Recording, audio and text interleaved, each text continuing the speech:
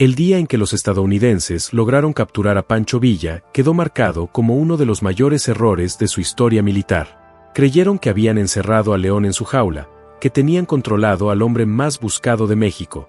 Pero lo que no entendieron fue que acababan de abrir la puerta para que Villa reafirmara por qué su nombre había pasado ya a la categoría de mito.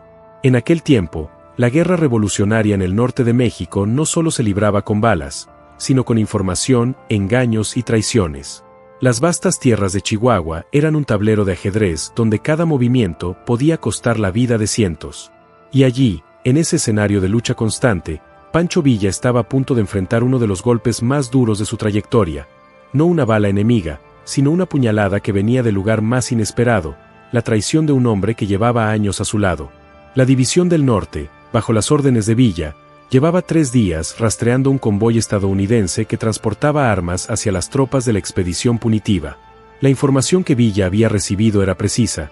El cargamento tomaría el viejo camino de Santa Clara, cruzaría el desfiladero de las Cruces al amanecer del viernes, con escolta ligera y artillería pesada. Para Villa, aquello era oro puro.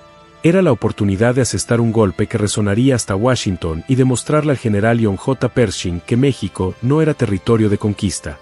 A su lado cabalgaba Hipólito Morales, su compadre, el hombre que había compartido trincheras, batallas y desvelos a lo largo de 5 años de revolución. Hipólito no era un desconocido, ni un soldado cualquiera. Tenía una cicatriz en el rostro que era recuerdo vivo de la batalla de Ojinaga, y unos ojos en los que se mezclaba la dureza de la guerra y una sombra que Villa nunca supo leer, resentimiento. Mientras revisaban el mapa, Morales lanzó una pregunta que parecía inocente. «Mi general, ¿está seguro de que esta información es confiable? Se me hace demasiado fácil». Villa lo miró con esa mirada que imponía respeto a aliados y enemigos. Una mirada que muchos decían podía desnudar el alma. Pero esta vez, esa mirada falló. «Compadre, conozco a la fuente», respondió confiado. «Esa gente ya nos ha pasado datos certeros antes.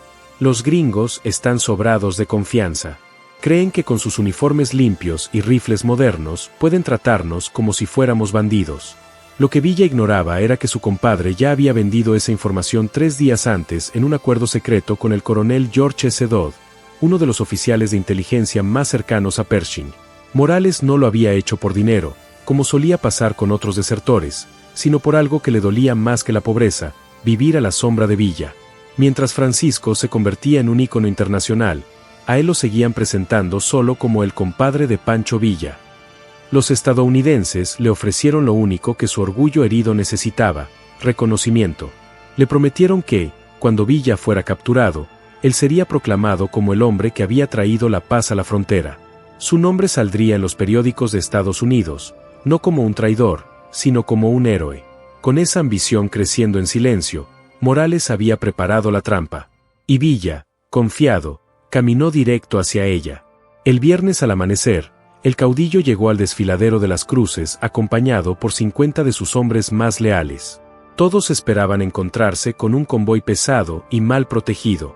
Pero al doblar la entrada del cañón, lo que vieron fue muy distinto. Más de 200 soldados estadounidenses distribuidos estratégicamente en las alturas, con ametralladoras Hotchkiss ya apuntando hacia ellos. La emboscada no solo estaba preparada, estaba diseñada para ser mortal. Traición, hermandad militar y patriotismo revolucionario que definieron la lucha por la independencia mexicana frente a fuerzas extranjeras. Un testimonio poderoso del coraje mexicano durante la revolución, contado con autenticidad histórica y pasión patriótica.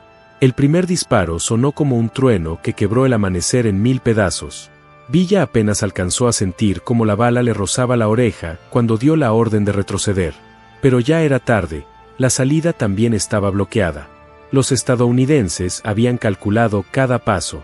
No era un enfrentamiento cualquiera, era una trampa diseñada para acabar con él. Y Villa lo supo de inmediato, alguien los había vendido. Lo que siguió fue una carnicería. Los Dorados, fieles hasta la muerte, pelearon como fieras acorraladas. Tomás Urbina, uno de los más leales, recibió 3 balazos en el pecho, pero aún en sus últimos segundos alcanzó a gritar el nombre de Villa, como si su voz pudiera darle fuerza a su general. Nicolás Fernández, herido, logró abrir un hueco en el cerco enemigo por el flanco este. Por allí, Villa y apenas 15 hombres lograron escapar. Pero esa victoria fue momentánea. La persecución se volvió implacable. Durante 2 días, Villa se vio obligado a correr por el desierto como nunca antes lo había hecho. Los estadounidenses tenían todo a su favor: caballos frescos, aviones de reconocimiento que patrullaban desde el aire y equipos de radio para coordinar cada movimiento. Villa y los suyos, en cambio, apenas contaban con su astucia y la resistencia que solo da una vida de lucha. Los hombres comenzaron a caer uno a uno. Jesús Ríos fue alcanzado por una patrulla cerca del Río Seco. Pablo López, otro veterano de la revolución, eligió sacrificarse. Hizo estallar dinamita en un cañón para frenar el avance enemigo y darle a su general los segundos necesarios para escapar. Para Villa, cada baja era un golpe al alma, pero sabía que detenerse significaba morir. Al tercer día, el grupo reducido se había convertido en apenas 3 hombres: Villa, su inseparable Martín López y un joven de apenas 17 años llamado Evaristo. Este último había insistido en acompañar a su general hasta las últimas consecuencias. Sin agua, sin comida y con apenas munición suficiente para 10 disparos, se refugiaron en una cueva olvidada en la Sierra de los Remedios. Allí, Villa enfrentaba un dilema desesperado: resistir hasta el final o encontrar una salida. Fue entonces cuando cometió el error que sellaría su destino. Exhausto, decidió enviar a Hipólito Morales a explorar una ruta de escape hacia el sur. «Compadre», le dijo con la voz ronca del cansancio, «tú conoces estas montañas mejor que nadie. Busca un paso seguro hacia Casas Grandes». Hipólito asintió con seriedad, pero en sus ojos había algo que Villa, cegado por la confianza, no supo interpretar. No era preocupación. Era alivio. Por fin tenía la oportunidad que había estado esperando. 3 horas después, mientras Villa y sus 2 compañeros permanecían ocultos en la cueva, escucharon un sonido que los hizo contener la respiración: cascos. No eran 20 ni 30 caballos. Eran más de 100. Villa se asomó con cautela y vio una columna perfectamente organizada de soldados estadounidenses avanzando hacia la entrada de su escondite. Martín López, con el rostro endurecido, murmuró: «Nos encontraron». Pero Villa negó con la cabeza, su mirada fija en la formación militar. «No nos encontraron, compadre, nos trajeron». La verdad cayó sobre él como una losa. Solo un hombre sabía con exactitud dónde estaban escondidos: su propio compadre. La batalla final fue breve y sangrienta. Duró menos de 10 minutos. Martín López cayó sonriendo, disparando hasta que la última bala abandonó su rifle. El joven Evaristo, en un acto desesperado, intentó cubrir a su general con su propio cuerpo, pero una ráfaga de ametralladora lo derribó antes de llegar a las rocas. Villa, por su parte, luchó hasta que el cañón de su pistola ardió en sus manos. Cuando su última bala se disparó, no retrocedió. Se paró firme en la entrada de la cueva, observando a los soldados enemigos que subían hacia él con las armas listas. Si iba a morir, sería de pie, mirando de frente. Pero la ejecución nunca llegó.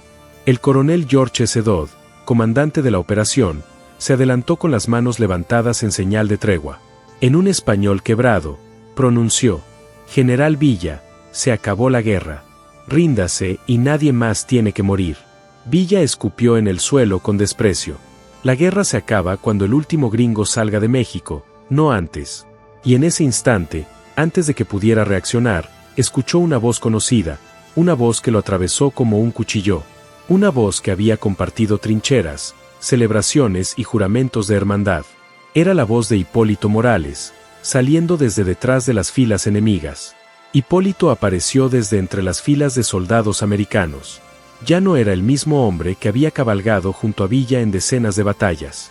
Había cambiado el sombrero polvoriento de revolucionario por un uniforme nuevo, impecable, con insignias que ni siquiera Villa reconocía.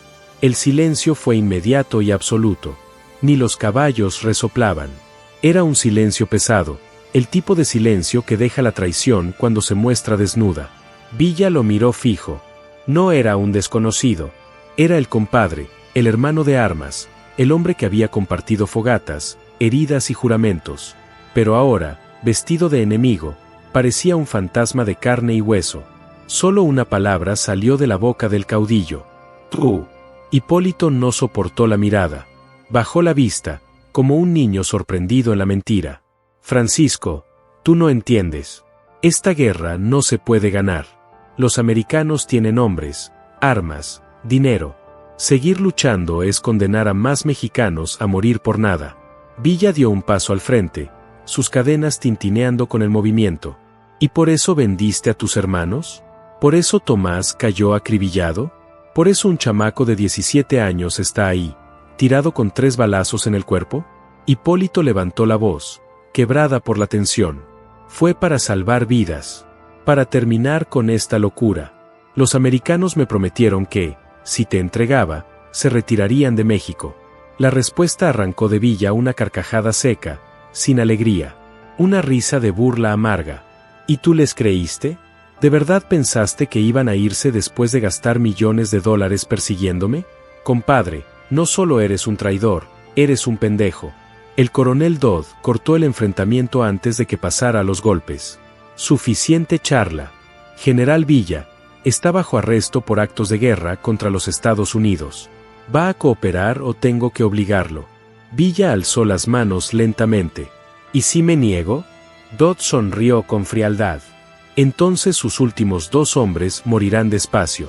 Y usted vendrá de todas formas. Villa miró los cuerpos de Martín y Evaristo, caídos como mártires de su lealtad. Después clavó la vista en Hipólito, que seguía sin poder sostenerle los ojos. Está bien, gringo. Pero que quede claro, yo no me rindo. Me llevan porque no quiero que maten a más mexicanos. Lo encadenaron con grilletes pesados, reforzados con remaches. Luego lo montaron en un caballo, rodeado por 4 guardias armados hasta los dientes. Durante el trayecto al campamento, Villa guardó silencio absoluto, pero en su mente no había resignación. Analizaba cada detalle del terreno, cada formación de soldados, cada debilidad en la disciplina de sus enemigos. El campamento estaba instalado en una meseta natural cerca de la frontera. Desde el aire parecía una fortaleza. Contaba con unos 300 hombres, 2 ametralladoras estratégicamente colocadas y depósitos de municiones y provisiones. Los americanos no dejaban nada al azar. Villa registró cada posición con la memoria de un estratega nato. Sabía que, tarde o temprano, esa información sería útil. Lo llevaron directamente a una carpa especial, levantada en el centro del campamento. Era más grande que las demás, adornada con banderas de Estados Unidos. En el interior, colgaba una cuerda desde lo alto del mástil. Villa la reconoció al instante. No era para colgarlo de inmediato. Era para algo peor. Tortura. Una práctica que ya había visto en las prisiones de Porfirio Díaz. El coronel Dodd entró en la carpa acompañado de 3 oficiales. Habló sin rodeos. General Villa, el general John J. Pershing viene en camino desde El Paso.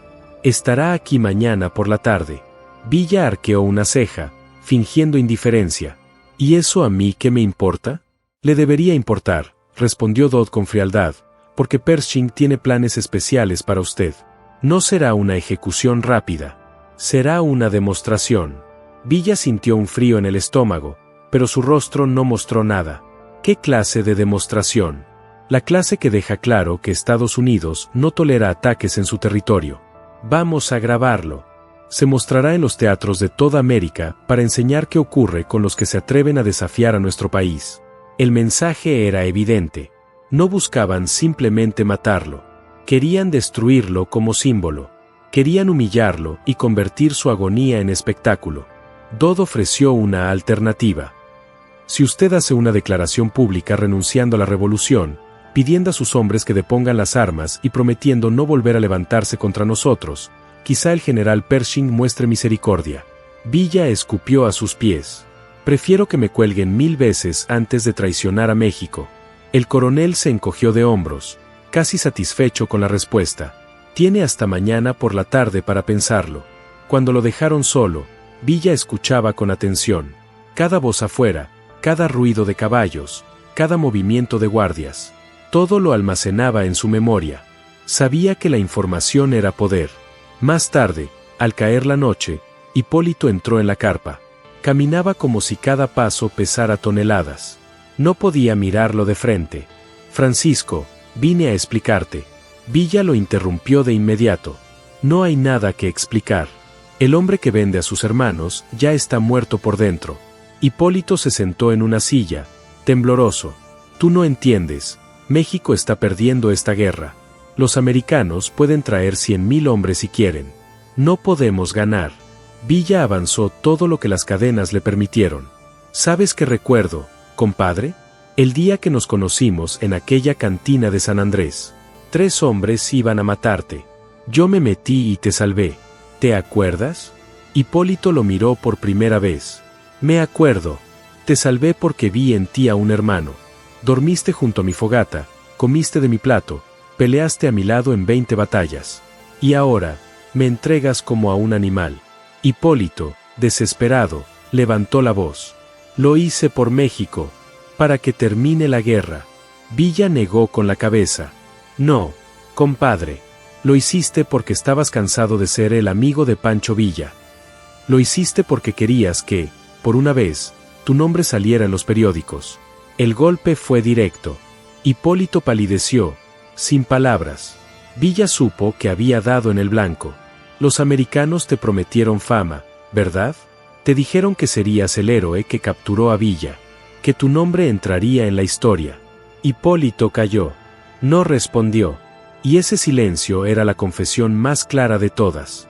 Villa lo observó con calma, sin parpadear, mientras Pershing acomodaba los documentos sobre la mesa. El general norteamericano explicó sin rodeos. Si firma esta declaración, llamando a sus hombres a rendirse y aceptando el final de la revolución, le garantizo que su vida será perdonada. Tendrá prisión, sí, pero no sufrirá la humillación pública que ya está preparada. Villa dejó escapar una carcajada seca. ¿Prisión? ¿Eso me ofrecen después de tanto derramar sangre? Dígame una cosa, ¿qué creen ustedes que van a lograr con un papel firmado? Que los campesinos, que han visto morir a sus familias bajo las botas de los hacendados y soldados federales, ¿van a tirar sus armas solo porque Pancho Villa lo diga? Pershing no perdió la calma. Levantó la pluma con gesto firme y la dejó caer frente a Villa. No subestime el poder de una declaración pública. Usted es un símbolo. Derribar un símbolo es más poderoso que matar a 100 hombres. Villa se inclinó hacia adelante, las cadenas chirriando con el movimiento. Tiene razón en algo, general. Soy un símbolo. Y cuando maten a Pancho Villa, no van a borrar la revolución, van a encenderla más. Porque los hombres no lloran por un papel roto, lloran por un hermano caído. Y cuando lloran, se levantan con más rabia. Pershing frunció el ceño por primera vez. La seguridad de su discurso se tambaleaba. El silencio en la carpa se volvió pesado, interrumpido solo por el roce metálico de las cadenas. Entonces no hay nada más que hablar, concluyó Pershing. La ceremonia se realizará como estaba previsto. Villa se encogió de hombros. Perfecto. Pero le advierto algo, general. No importa cuántas cámaras traiga, ni cuántos periódicos lo publiquen. Mañana o dentro de 100 años, los que lean esa historia no van a recordar su nombre, van a recordar el mío. Pershing lo miró fijo unos segundos, tratando de medir si aquello era fanfarronería o convicción real. Finalmente, hizo un gesto a Dodd para que lo regresara a la carpa de prisioneros. De camino, Villa levantó la vista y notó algo que hasta ese momento había pasado desapercibido. Los camarógrafos estaban preparando las viejas cámaras de manivela y los periodistas tomaban notas frenéticamente. Todo se movía como un teatro bien ensayado. Y eso, para Villa, era señal de debilidad. ¿Quién necesita espectáculo? Necesita controlar la narrativa porque teme perderla. En ese instante, la idea comenzó a tomar forma en su mente. No se trataba de escapar únicamente. Se trataba de dar un golpe que arruinara la puesta en escena norteamericana. Un solo movimiento inteligente podría transformar la humillación en victoria moral. Mientras lo encadenaban de nuevo en su carpa, Villa respiró profundo y pensó en la col de Hipólito, en la mella del cañón, en la recámara vacía. Todo se estaba alineando. Villa apuntó con la colta hacia el suelo, justo donde sabía que había barriles de pólvora mal resguardados. No necesitaba disparar a un hombre, necesitaba sembrar el caos. Jaló el gatillo y la bala impactó contra la madera seca del depósito. El estruendo fue inmediato. Una explosión parcial levantó polvo, astillas y un humo espeso que cubrió el campamento como un manto de confusión. Los soldados americanos entraron en pánico. Algunos disparaban sin ver hacia dónde, otros corrían para salvar los barriles restantes, y los periodistas gritaban tratando de proteger sus cámaras. Pershing intentaba recuperar el control, pero el ruido era ensordecedor y su voz se perdía entre órdenes contradictorias. Villa aprovechó el momento. Con la pistola aún en mano y las cadenas arrastrando, se deslizó detrás de los caballos atados cerca de la plataforma. Sabía que si conseguía uno, tendría una mínima posibilidad de escapar. Hipólito, todavía aturdido, trató de detenerlo, pero Villa lo empujó con un golpe seco en el estómago. «Eso es lo que ganaste por vender a tus hermanos», le gritó Villa, antes de girar hacia los animales. Logró desatar uno de los caballos, un alazán nervioso que relinchaba por el estruendo. Con esfuerzo, subió a lomos del animal pese a las cadenas que aún lo sujetaban de muñecas y tobillos. El caballo, asustado, salió disparado atravesando la nube de humo. Los disparos comenzaron a seguirlo, pero la confusión era tal que muchos de los proyectiles se perdían en direcciones equivocadas. Villa se inclinó sobre el cuello del animal, protegiéndose lo más posible. Una bala rozó su hombro, pero no se detuvo. Sabía que no tenía que ganar una batalla ahí, solo tenía que salir del perímetro del campamento y alcanzar el terreno abierto de la frontera. Mientras avanzaba, vio por el rabillo del ojo que la explosión inicial había encendido parte de la pólvora. El depósito de municiones estaba a punto de estallar por completo. Ese sería el golpe definitivo para cubrir su escape. Un segundo estruendo sacudió la tierra. La onda expansiva levantó una cortina de polvo y fuego que se alzó como un muro entre Villa y sus perseguidores. Los soldados quedaron atrapados en medio del caos, algunos heridos, otros corriendo en desbandada. Pershing gritaba con furia, impotente, viendo como el símbolo que quería destruir se le escurría entre las manos. Villa sonrió por primera vez en todo el día. No era una sonrisa de triunfo, sino de desafío. Había arruinado el espectáculo que Estados Unidos había preparado, había convertido la supuesta humillación en una fuga legendaria. Ahora la historia ya no la escribirían los periódicos americanos, sino el rumor del pueblo mexicano que repetiría su hazaña una y otra vez. Con las cadenas aún colgando y la Colt en su mano, Villa cabalgó hacia el horizonte polvoriento. Sabía que no estaba a salvo todavía, pero también sabía que había recuperado lo más importante, la libertad y la dignidad de seguir luchando. Villa había demostrado que aún encadenado, herido y aislado, no había fuerza extranjera capaz de quebrar su espíritu indomable. Su fuga no solo había sido un acto de supervivencia, sino un golpe calculado que desmoronó la moral de sus enemigos y devolvió esperanza a los suyos. En los meses siguientes, su figura se volvió casi mítica. Los corridos hablaban del hombre que escapó de la muerte en medio de explosiones, que robó el mejor caballo del ejército estadounidense y que incendió las provisiones de los gringos antes de perderse entre las montañas como un fantasma. Cada pueblo por el que pasaba encendía hogueras en su honor, y las madres susurraban a sus hijos que Pancho Villa aún cabalgaba por el norte, protegiendo a los pobres y humillando a los poderosos. Mientras tanto, en Estados Unidos, los periódicos se dividían entre ridiculizar la expedición punitiva y acusar al gobierno de incompetencia. Las caricaturas mostraban a Pershing persiguiendo en círculos la sombra de Villa, siempre un paso adelante, siempre burlándose de la maquinaria militar más moderna del mundo. En la intimidad, sin embargo, Villa sabía que la guerra había cambiado. Ya no era el joven ranchero con una horda indomable de hombres dispuestos a seguirlo hasta el fin. Muchos de sus generales habían muerto, otros lo habían traicionado, y el pueblo estaba cansado de años de sangre y saqueos. Pero también sabía que mientras su nombre se mantuviera vivo, la causa no estaría perdida. En las noches frías de la sierra, alrededor de la lumbre, Villa se quedaba mirando las llamas y reflexionaba sobre lo ocurrido. Había sido traicionado, humillado, golpeado y encadenado, y sin embargo había escapado.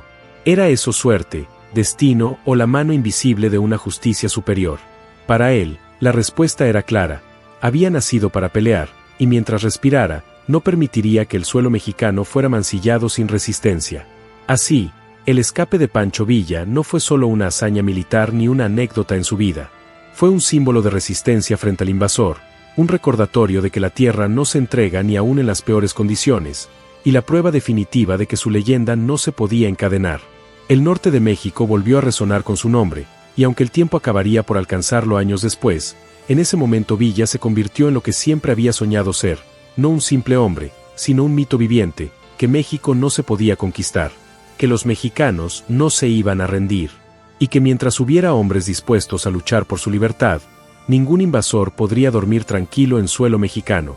Años después, cuando los periodistas le preguntaban sobre su escape del campamento americano, Villa siempre respondía con la misma lección: la libertad no se regala, se conquista. Y un hombre libre siempre va a encontrar la manera de romper las cadenas que otros le pongan. La explosión que destruyó los depósitos americanos se escuchó hasta El Paso, pero el rugido de la libertad mexicana se escuchó por todo el mundo. Porque esa tarde, en las montañas de Chihuahua, un hombre encadenado le demostró a un ejército entero que hay cosas más fuertes que las cadenas, más poderosas que las armas, más duraderas que los imperios. La voluntad inquebrantable de un pueblo que se niega a vivir de rodillas. El viento del desierto llevó el humo de las explosiones hacia el norte, hacia Estados Unidos, como un mensaje que no necesitaba traducción. México seguía siendo libre, y Francisco Villa seguía cabalgando por sus montañas, indomable como el viento que lleva su nombre por los siglos de los siglos.